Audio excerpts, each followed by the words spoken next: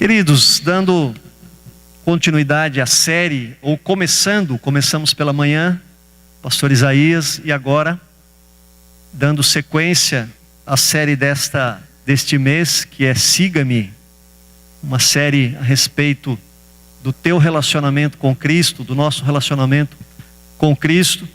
Nesta noite eu queria falar sobre alguns passos para se tornar um discípulo de Cristo. Como nós já estamos falando há algum tempo aqui, nem todo membro de igreja é discípulo, mas todo discípulo é membro de igreja. Nem todo religioso é um discípulo, mas todo discípulo, de alguma forma, é um religioso no sentido da sua devoção a Cristo. E o texto que eu escolhi para nós tirarmos alguns passos desse importante chamado que Deus tem para nós, é o texto de Lucas. Esqueci de projetar ali, mas o Lucas capítulo 5. Lucas capítulo 5, do versículo 1 ao versículo 11. Aconteceu que, ao apertá-lo a multidão para ouvir a palavra de Deus, estava ele junto ao lago de Genezaré, e viu 2 barcos junto à praia do lago, mas os pescadores, havendo desembarcado, lavavam as redes. Entrando em um dos barcos, que era o de Simão, pediu-lhe que o afastasse um pouco da praia, e assentando-se ensinava do barco as multidões. Quando acabou de falar, disse a Simão: faze-te ao largo e lançai as vossas redes para pescar. Respondeu-lhe Simão: mestre, havendo trabalhado toda a noite, nada apanhamos, mas sob tua palavra lançarei as redes. Então fizeram sinais aos companheiros do outro barco para que fossem ajudá-los. E foram e encheram ambos os barcos a ponto de quase irem a pique. Vendo isto, Simão Pedro prostrou-se aos pés de Jesus, dizendo: Senhor, retira-te de mim, porque sou pecador. Pois à vista da pesca que fizeram, a admiração se apoderou dele e de todos os seus companheiros, bem como de Tiago e João, filhos de Zebedeu, que eram seus sócios. Disse Jesus a Simão: não temas, doravante serás pescador ou pescadores de homens. E arrastando eles os barcos sobre a praia, deixando tudo, os seguiram. Amém. Queridos, alguns questionamentos. Nós sabemos que o Brasil é considerado um país cristão. Aliás, dizem que é o maior país cristão do mundo. O nosso país, além de cristão, ele é espírita também, de várias formas e de várias linhas. O nosso país, ele é um país, nós temos um povo, especialmente na América Latina, muito religioso. E apesar disso, nós estamos acompanhando uma degradação da nossa sociedade. Os casamentos se desmoronando, apesar de toda a religiosidade que nós vemos no nosso país, muitos jovens estão se perdendo nas drogas, no álcool, na drogadição. Apesar da grande religiosidade que impera na nossa pátria, nós vemos também muitos negócios escusos sendo feitos, né, na base do povo, na política, na alta sociedade, em todas as áreas do nosso país. Nós vemos esses tipos de falcatruas acontecendo. E apesar de toda a religiosidade que nós temos em nosso país, e apesar de todo o conforto que nós temos, porque de fato a vida no nosso país melhorou, os pobres não são tão pobres mais hoje, existe muita insatisfação dentro do coração humano. Por que isso acontece? Porque apesar da religiosidade, porque apesar do Brasil ter avançado em algumas áreas sociais, econômicas, porque existe essa insatisfação, porque existe essa procura pela drogadição, pela violência, pela adrenalina, por novos relacionamentos sexuais, amorosos, porque nós vemos a família se degradando, se degenerando. Eu não tenho dúvidas que uma das causas é porque se vive em nosso país uma religiosidade extremamente superficial. A religiosidade brasileira é tão superficial que Jesus não faz pouca diferença ou nenhuma diferença na vida da grande maioria religiosa, que se diz religiosa, no nosso país.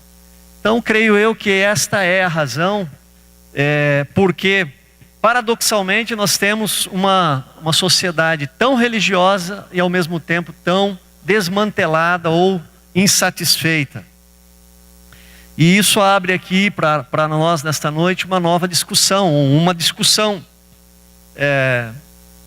nós somos, como cristãos presbiterianos dessa comunidade ou de outras que estão nos visitando nesta noite, nós somos discípulos de Jesus ou nós somos tão somente religiosos?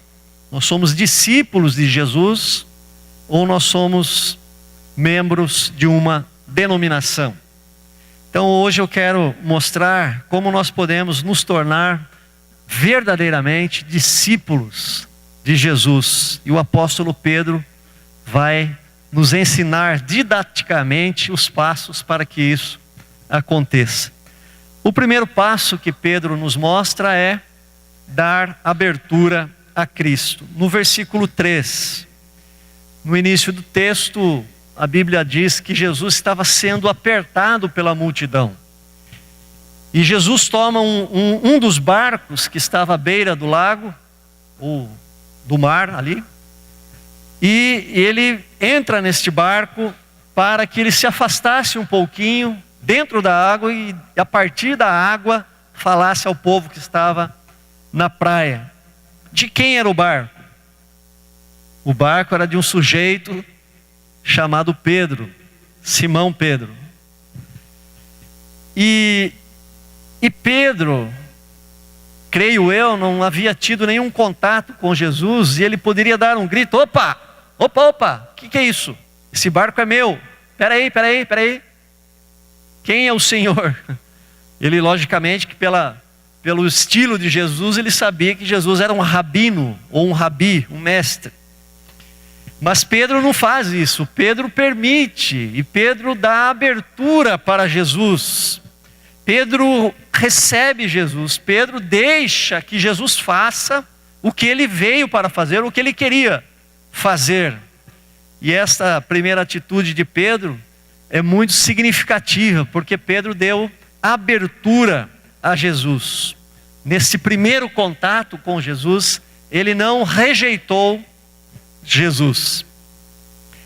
Queridos, para alguém se tornar discípulo de Cristo, é preciso, antes de mais nada, abrir-se a Jesus, abrir-se a Cristo, ver o que Ele tem a dizer, ver qual é a sua proposta, ver qual é o seu ensino, ver o que Ele requer de nós. Aliás, a Bíblia diz que a fé vem pelo ouvir. A fé nasce no coração para que alguém se torne discípulo pelo ouvir do Evangelho. Se você quer se tornar verdadeiramente um discípulo de Jesus, comece abrindo a sua mente, o seu coração para aquilo que Jesus quer para a sua vida.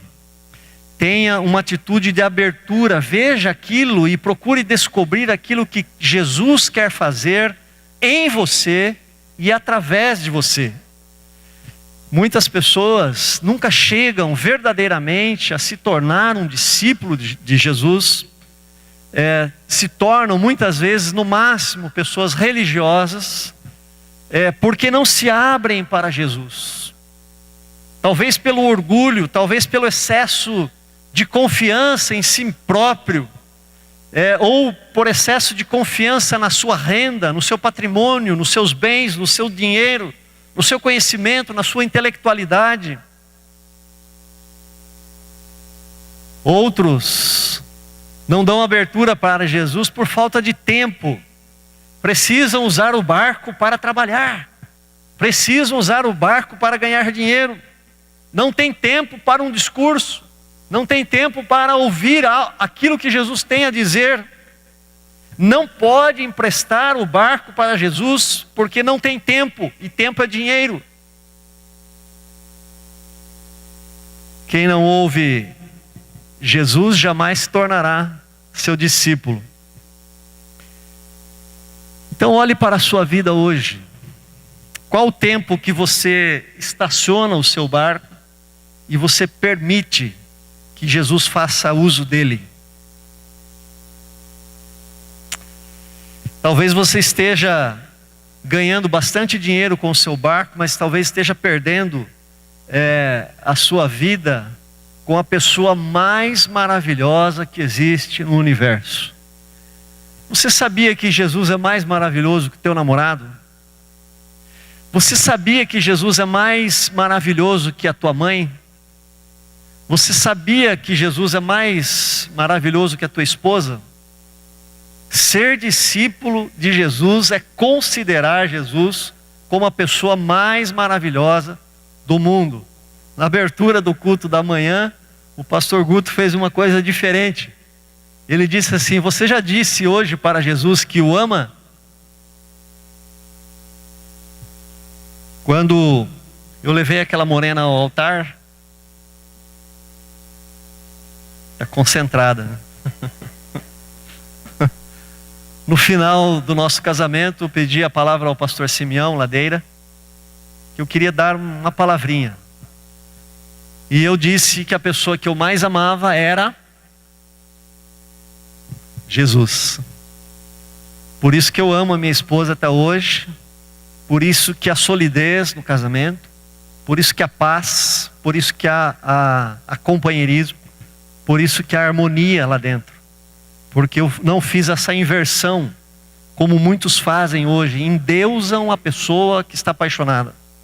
Isso é um perigo, queridos jovens que estão aí. Nunca deixe que alguém ultrapasse Jesus na sua vida. Primeira passo então para tornar-se um discípulo, depois eu vou falar melhor o que é um discípulo, é você dar abertura a Jesus. O segundo passo é confiar nele. Pedro, havendo trabalhado toda a noite, a Bíblia diz que nada tinha pego. Ele estava com as redes vazias. Ele havia feito tudo certo, no tempo certo, no lugar certo, na hora certa. Pedro era um profissional da pesca. Pedro sabia onde havia peixes, sabia qual o material, as ferramentas, os métodos para pescar. Ele tinha uma empresa de pesca, ele era sócio de João e Tiago. Ou seja, aquelas palavras de Jesus, faze-te ao largo e lança as tuas redes, soaram como uma coisa completamente fora de sentido para Pedro. E diz o texto ainda que ele já estava lavando as redes para ir embora. Não era mais hora de pescar. Era uma ordem de Jesus ali absurda. Mas Pedro, numa atitude de confiança nas palavras de Jesus, ele lançou as redes. Agora eu fico pensando, Pedro, sendo um pescador experiente, vendo que era uma hora errada, por que ele lançou as redes sob a palavra de Jesus? Eu não tenho dúvidas nenhuma que foi o discurso de Jesus no barco dele, e aquelas palavras que entraram em seu coração, que o fez ter fé para lançar as redes sob uma ordem absurda de Jesus. Jesus é maravilhoso. De alguma maneira, Jesus nos leva a crer nele, aleluia. Nem a fé é nossa. De alguma maneira, Jesus nos chama a atenção, nos dá uma confiança de que nós podemos lançar a nossa vida nas suas mãos. E queridos, o processo de se tornar discípulo de Jesus é assim. Quando a situação está contrária, quando a situação está difícil, quando parece impossível, é nesses momentos que Jesus nos desafia a lançarmos mão da fé. É nesta hora que tudo parece que não há mais jeito, que Jesus nos desafia. Ele nos chama para crer e nos chama para resolver a situação que nós estamos passando. Quero dizer nessa noite que ninguém se torna um discípulo de Cristo sem o risco da fé. Você não pode ter total segurança.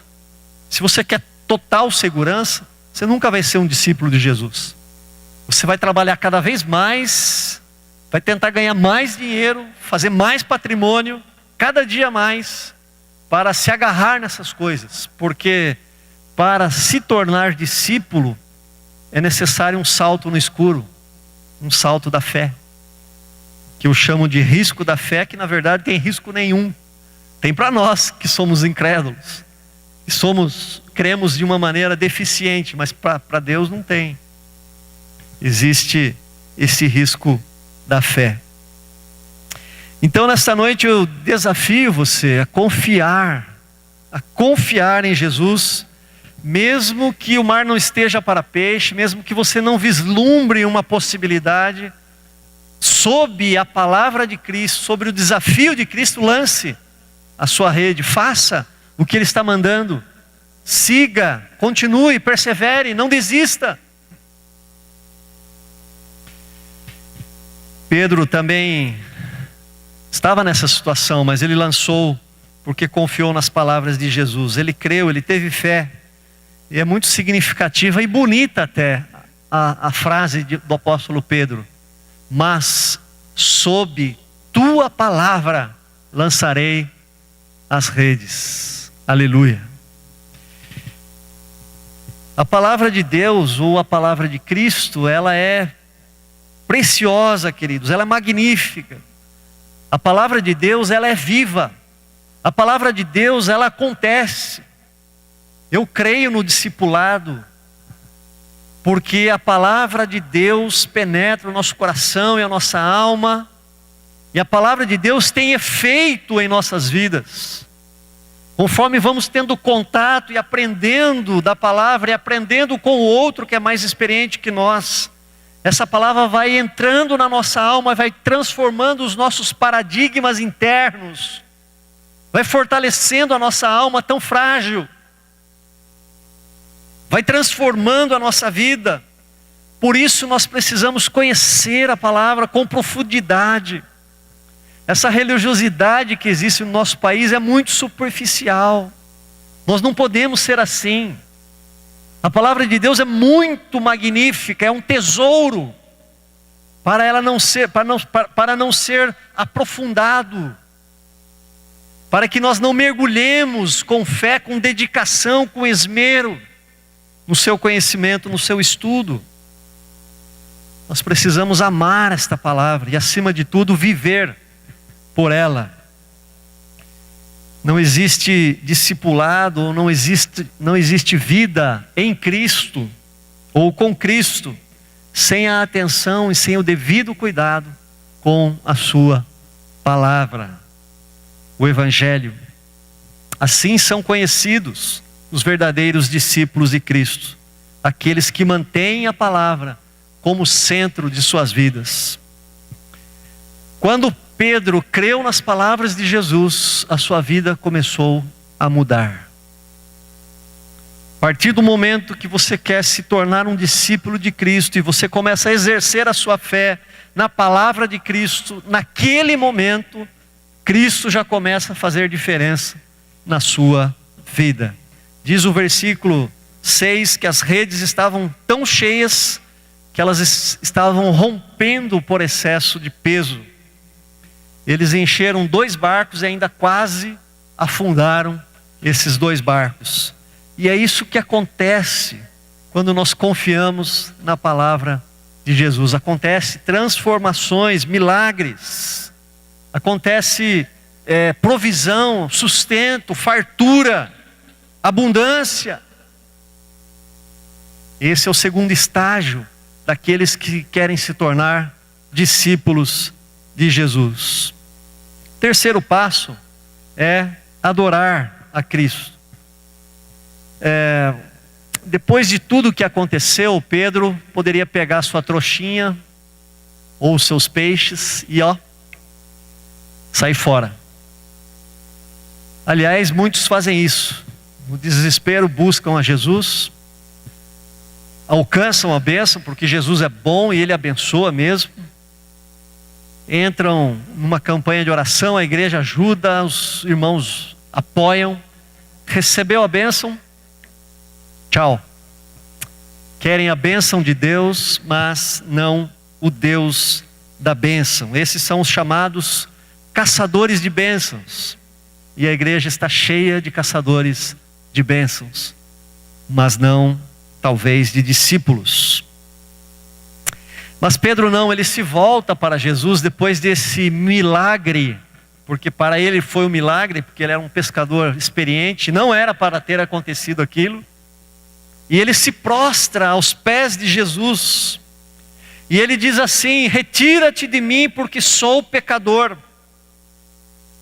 Em outras palavras, Pedro está dizendo: Jesus, tu és santo, tu veio de Deus, tu vieste de Deus, realmente o Espírito de Deus está sobre o Senhor.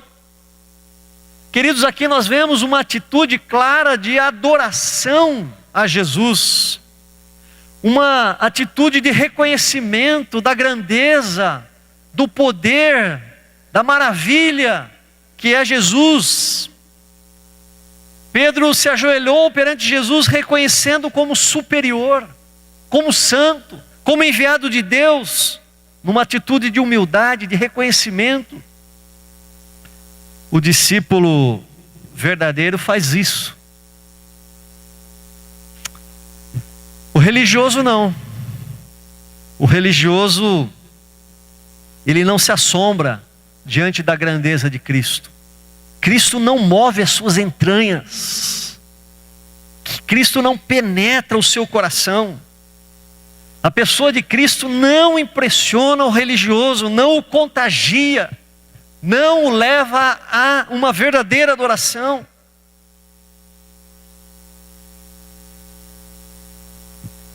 Nós não podemos ser religiosos, precisamos ser discípulos. Membros de igreja que não são discípulos são assim também. Não se curvam perante a sublimidade, a grandeza de Cristo. Não há espanto, não há expectativa, não há entusiasmo. Não há uma verdadeira adoração. O religioso, ele é comedido. O religioso fica olhando para o lado, para frente, para trás. O que vão dizer de mim? Pedro não estava nem aí. Pedro correu e se prostrou aos pés de Jesus na frente de todos. E Pedro não era um fraco, ele era um homem aguerrido, forte, um homem bravo até. Aí o religioso diz: eu não preciso dobrar os meus joelhos para dizer que eu estou adorando a Deus. Porque não existe fogo, não existe entusiasmo, não existe uma exultação, não existe algo que transcenda o seu corpo, a sua mente. Por isso existe esse cuidado com o que está acontecendo ao redor, com as pessoas vão dizer. Mas Pedro, ele não. Diante de todos ali, ele se ajoelha, ele se prostra, e ainda ele se considera indigno de Jesus. Retira-te de mim, porque sou pecador. Queridos, ninguém pode ser um verdadeiro discípulo se não for também um adorador. Um adorador, é isso que Deus procura na terra. Verdadeiros adoradores que o adorem em espírito e em verdade. Aqueles que são discípulos, verdadeiramente discípulos, eles dignificam a Cristo.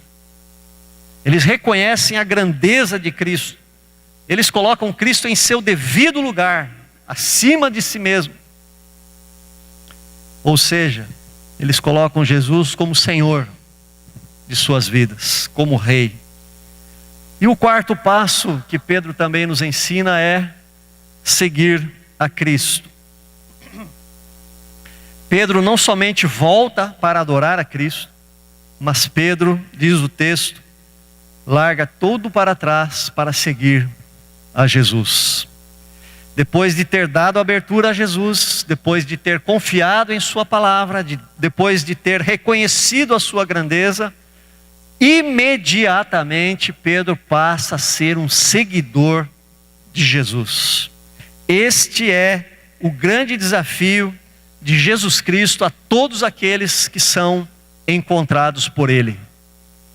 Todos aqueles que são achados por Ele. Segui-lo. Este é o grande desafio.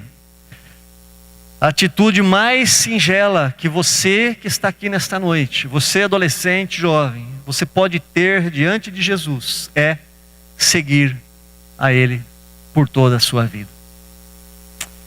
Em outra ocasião, Jesus disse que aquele que não deixar casa, pai, mãe, propriedades, por amor dele, não será digno dele. É isso que Jesus espera de você. Se você quer ser um discípulo, você precisa deixar essas coisas todas abaixo de Jesus na sua vida. Ele também disse: aquele que quiser ser meu discípulo, negue-se a si mesmo, tome a sua cruz e siga-me a cada dia. Quando Pedro foi atrás de Jesus, largou as redes para trás, Pedro tomou apenas uma decisão. Ele colocou Cristo em primeiro lugar na sua vida. Pedro não fez muitas escolhas, Pedro fez apenas uma escolha. Ele colocou Cristo como primeiro na sua vida. Isso significa dizer que a partir desse momento Cristo manda. A partir desse momento Cristo governa. Seguir a Cristo significa exatamente isso. É não fazer o que nós queremos, mas o que Ele quer que nós façamos. Seguir a Cristo significa fazer todas as coisas que não me agradam, mas agradam a Ele. É fazer para Ele. Não é fazer para aparecer, não é fazer para as pessoas falarem, não é fazer para que o seu nome seja glorificado, mas para que o nome dEle seja glorificado. Seguir a Cristo é seguir por caminhos estreitos. E vamos falar um pouquinho aqui para a juventude. O caminho mais apertado, mais difícil. É o caminho que não é o caminho da moda. É o caminho do qual você vai ser chacotado, vão tirar sarro de você na escola. É caminhar pelo caminho estreito, mais apertado, às vezes, mais perigoso, mais sombrio. Só que tem um detalhe: a certeza de que Jesus nos acompanha, de que Ele está conosco, de que por meio dEle nós seremos mais do que vencedores. Ser membro da igreja é assistir os cultos dominicalmente. Ser discípulo é ser o culto. Entendeu, querido? Ser membro da primeira IPI é você estar aqui todos os domingos assistindo o culto. Ser discípulo de Jesus é você ser o culto de segunda a segunda. É completamente diferente. Você é um culto de adoração a Deus lá na sua escola, lá no seu trabalho, lá nos seus relacionamentos.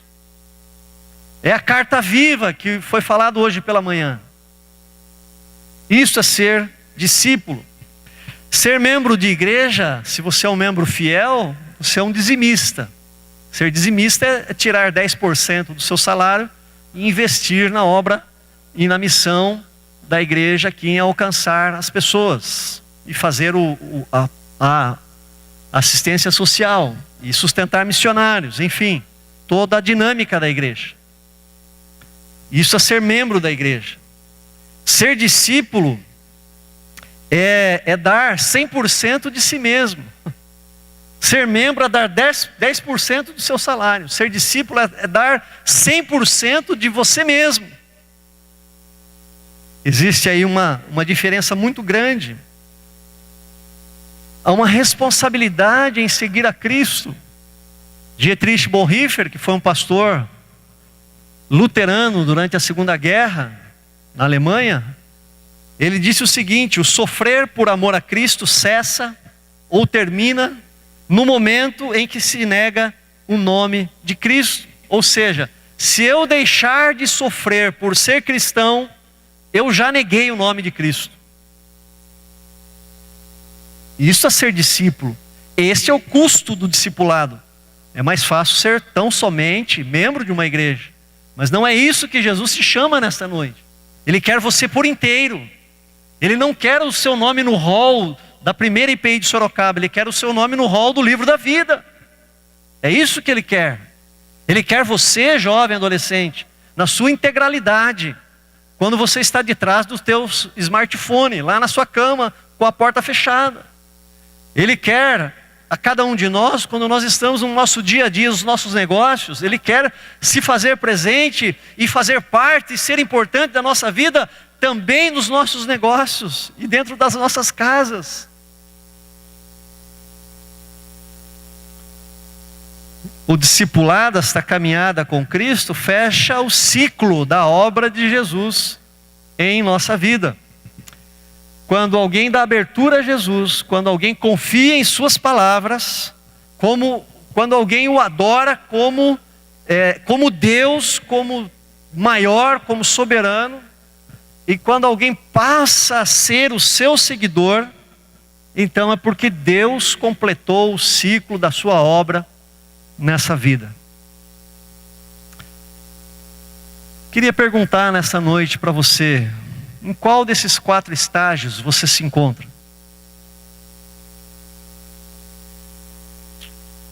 Em qual desses 4 estágios ou desses passos você está? Eu quero dizer para você, por experiência própria, que não existe um caminho melhor. Não existe um caminho mais excelente. Não há uma vida melhor. Não há recompensa maior do que viver para Cristo, do que submeter-se a Cristo, do que pertencer a Cristo, do que ser servo de Cristo, do que confiar em Cristo, do que dizer: já não sou eu quem vivo, mas é Cristo que vive em mim. Não existe recompensa maior, porque toda a nossa vida e tudo que Deus nos dá além disso faz sentido, traz alegria, traz paz, traz harmonia, traz uma completude.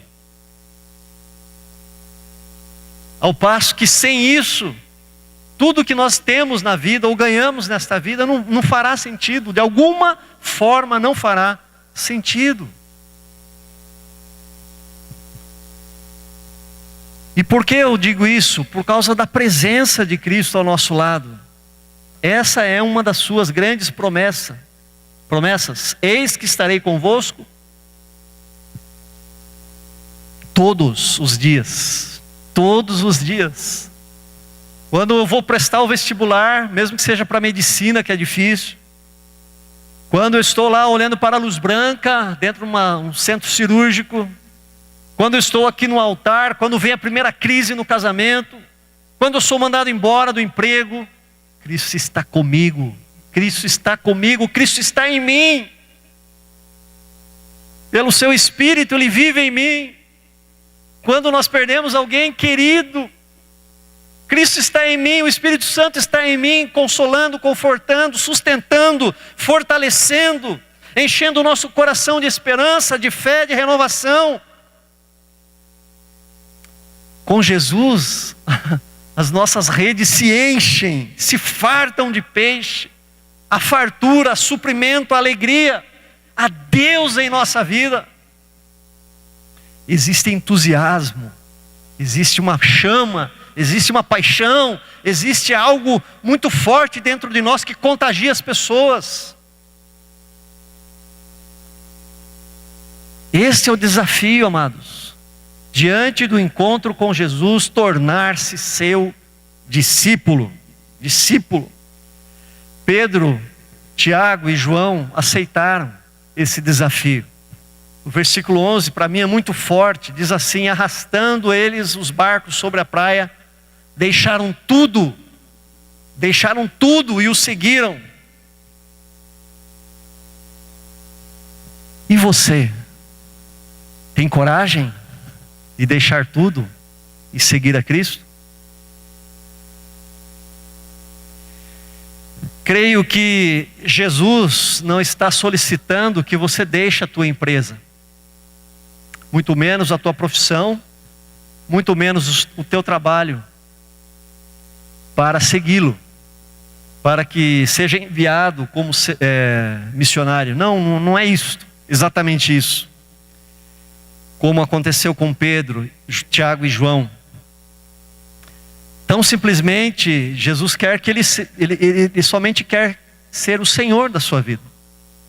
Tão somente Ele quer ser o primeiro na sua vida. É isso que o Espírito Santo está nos dizendo nesta noite.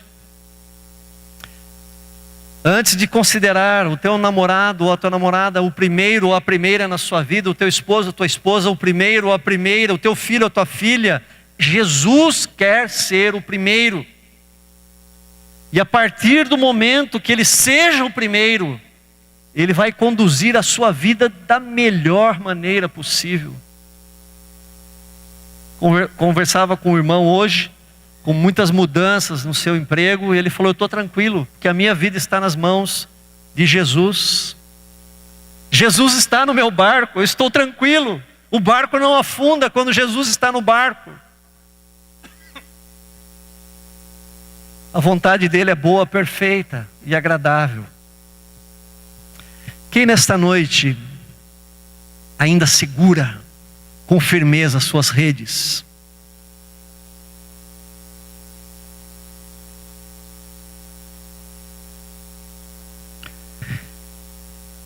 Mas quem nesta noite tem disposição no seu coração, mediante o toque da palavra, o desafio de soltar as suas redes? Quem nesta noite quer tomar uma decisão e diz: chega, eu desisto. Senhor Jesus, toma conta da minha vida verdadeiramente. Conduz a minha vida.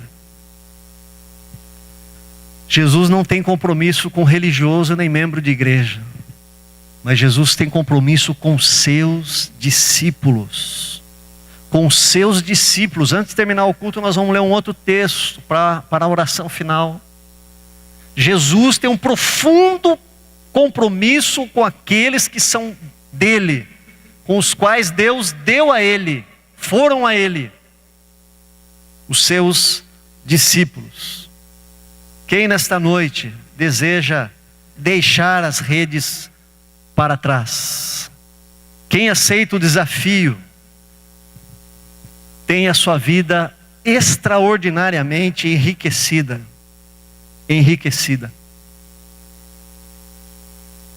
Pedro, lá em Atos 4, versículo 20, sendo ameaçado de açoites, chicotadas e prisão, ele disse: eu não posso, autoridades judaicas, eu respeito vocês, mas eu não posso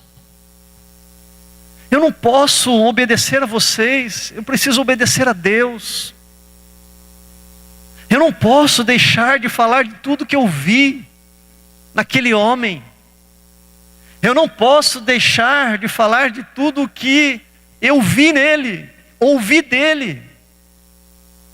Queridos, isto é extraordinário quando nós tomamos uma decisão de entregar as redes, deixar para trás e permitir que Cristo seja o centro da nossa vida, o nosso Senhor. Há uma elevação do padrão da nossa vida inimaginável, padrão espiritual. Porque Cristo abundantemente vive em nós. e é maravilhoso demais. Fecha os teus olhos, eu quero orar.